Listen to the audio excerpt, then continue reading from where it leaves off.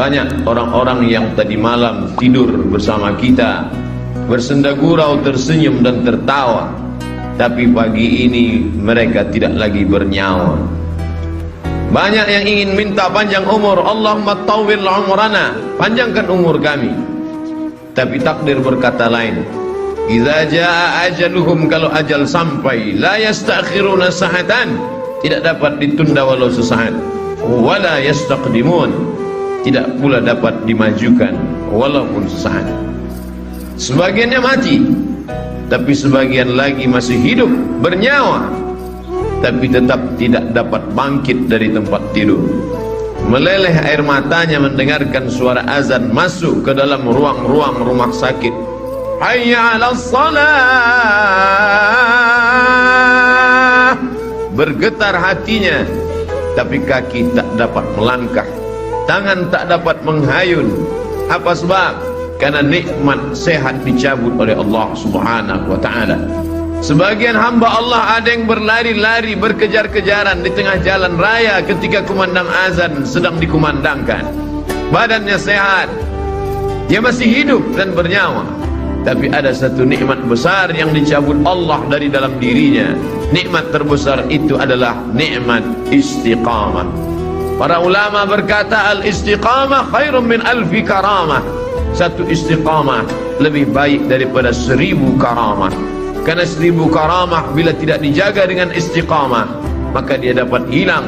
Oleh sebab itu Nabi Muhammad SAW berkata, berpesan ketika datang seorang laki-laki berkata, "Tausini wa aujiz," beri aku pesan, tapi jangan panjang-panjang, singkat dan padat, agar aku dapat mengamalkannya.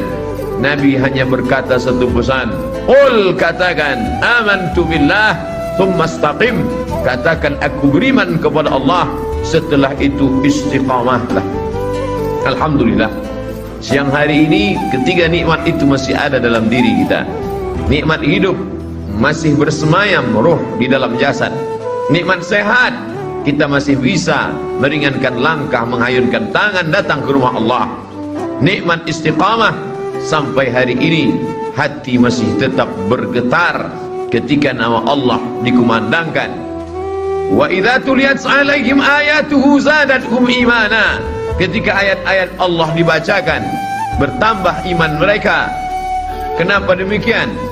Karena masih ada modal utama, la ilaha illallah Muhammadur Rasulullah, maka amal soleh sebagai tambahannya. Imam Muslim membuat satu bab dalam kitab Sahih Muslim, al-iman yazid wa yanqus. Iman bertambah dan iman bisa berkurang. Kapan iman bertambah?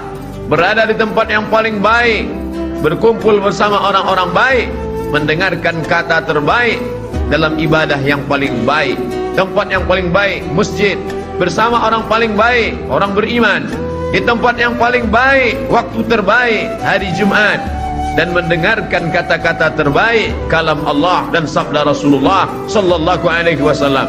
Maka saat ini iman sedang sepenuh-penuhnya berada di tempat yang tidak baik, bersama orang yang tidak baik, dalam keadaan yang tak baik, dalam perbuatan yang tidak baik, maka iman berkurang, bahkan bisa hilang sama sekali. La yazni zani hina yazni wa huwa mu'min. Orang beriman tidak akan berzina kalau ada iman dalam dirinya. Wa la yasriqus sariqu hina yasriqu wa huwa mu'min. Pencuri tidak akan mengambil harta orang kalau ada iman dalam dirinya. Wala yazni zani wala yashrabu syaribu hina yashrabu huwa mu'min. Peminum khamar, pecandu narkoba tidak akan menggunakan khamar kalau ada iman dalam dirinya. Lalu Ikrimah, murid Sayyidina Abdullah bin Abbas radhiyallahu anhuma, bertanya kepada Nabi sallallahu alaihi wasallam. Ketika hadis itu disampaikan oleh Nabi, didengar oleh Abdullah bin Abbas. Ketika Abdullah bin Abbas menyampaikan hadis itu, didengar oleh Ikrimah. Ikrimah bertanya, ayunza'ul iman, ayunza'ul iman, apakah iman bisa tercabut? Apakah iman bisa lepas dari badan? Lalu kemudian syabbaka baina asabi'ihi, Abdullah bin Abbas menjalinkan jari jemarinya, thumma naza'ahu, kemudian dia lepaskan. Lalu dia berkata, hakadha yunza'ul iman, beginilah iman terlepas dari badan. Hina taba, ketika orang itu bertobat, ada, maka iman masuk lagi ke dalam badan. Alangkah meruginya orang-orang yang beramal soleh, mulutnya senantiasa qomat kamit berzikir, hartanya dia pakai untuk berinfak, berzakat, berwakaf, bersedekah, berjihad fisabilillah, tapi tidak ada istiqamah, maka mati dalam keadaan malaikat maut mencabut nyawanya. Ketika itu iman tidak ada dalam dirinya. Wa qadimna ila ma 'amilu min amalin, saatnya nanti datang malaikat membawakan amal-amalnya. Ini anak yatim yang kau sekolahkan, ini panti jompo yang kau bangun, ini infak, zakat, wakaf, sedekahmu. Faja'alnahu haba'an mansura, tapi kami jadikan amalnya itu seperti debu yang ditiup angin, tak bermakna di hadapan Allah. Mengapa? Karena tidak ada iman. Itulah yang membedakan orang beramal soleh dengan tidak beramal soleh. Illalladzina amanu, kecuali orang yang beriman, wa amilus salihati, dan beramal soleh. Berapa banyak mereka membangun tempat-tempat sosial, panti-panti menampung orang miskin susah melarat, tapi tak bernilai hampa di hadapan Allah. Balasannya langsung di dunia, di akhirat mereka hanya tinggal menerima azabnya saja. Oleh sebab itu satu-satunya yang menyelamatkan kita adalah iman kepada Allah Subhanahu wa ta'ala. Inilah yang kita tanamkan ke dalam kepala anak-anak kita, yang sesungguhnya kita tidak pernah menerima anak itu dalam keadaan kosong dan hampa. Tidak ada seorang pun dari kita yang istrinya mengandung 9 bulan 10 hari lamanya melahirkan anak dalam keadaan kosong. Mereka sudah diisi dengan satu program, karena sebelum roh itu dibawa oleh malaikat ke dalam rahim, roh sudah siap, sudah bersaksi bersyahadat di hadapan Allah Subhanahu wa ta'ala. Wa iz, ingatlah. Mengapa Allah awali ayat itu dengan kata ingatlah? Karena banyak orang yang tidak ingat, mereka lupa.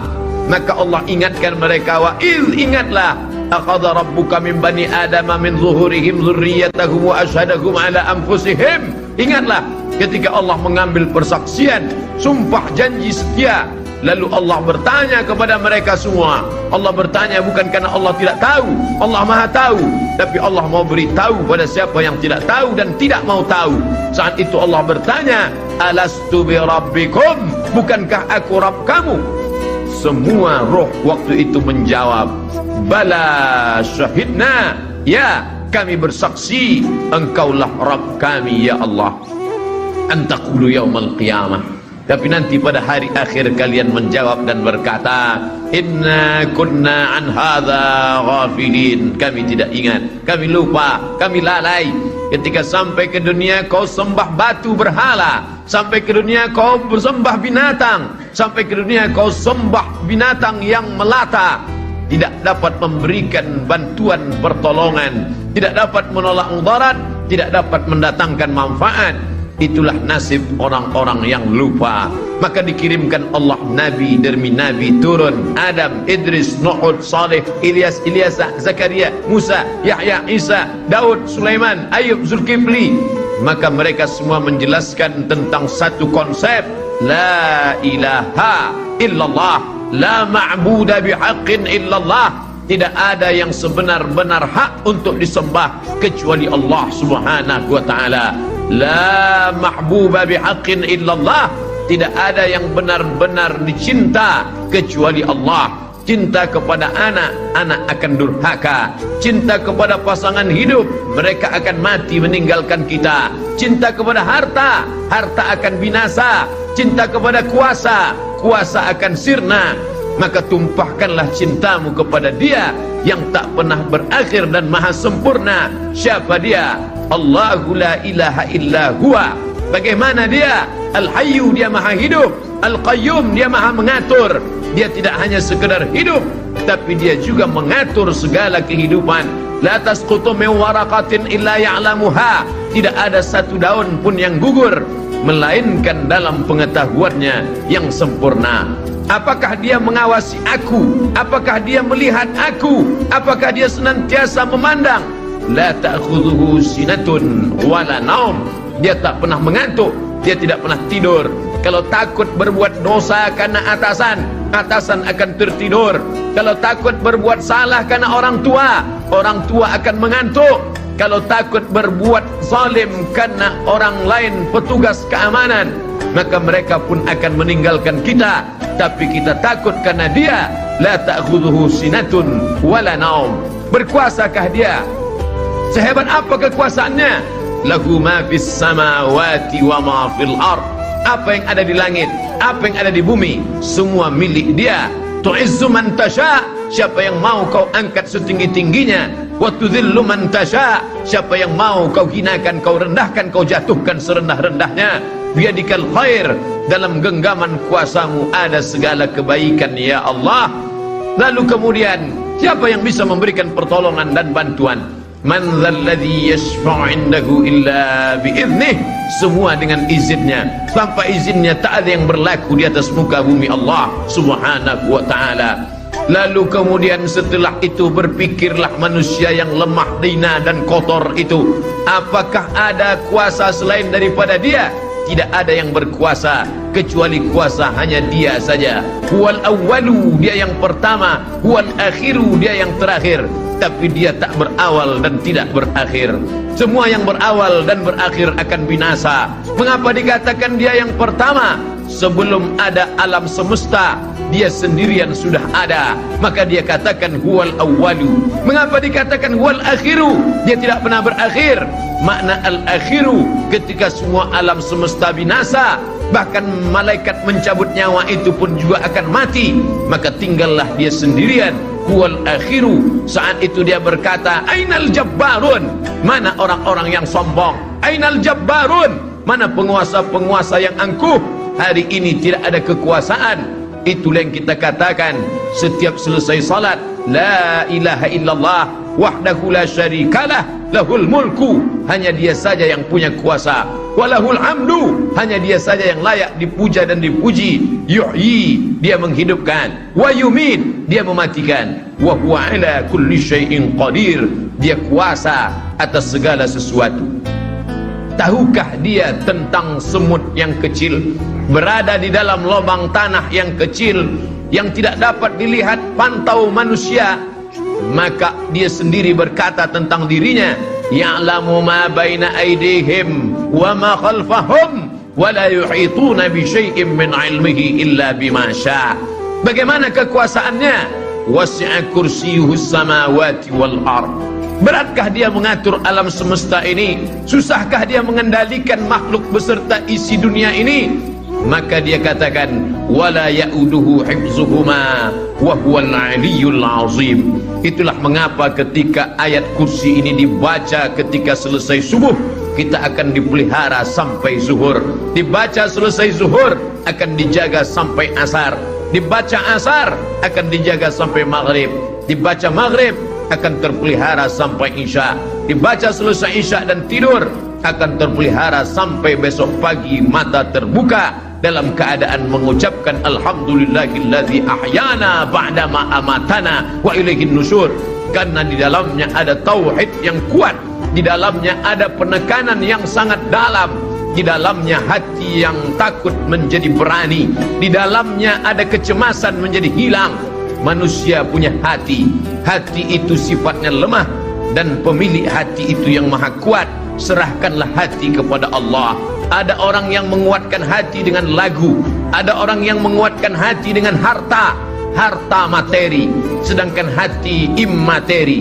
Maka materi tidak bisa mengenyangkan yang immateri.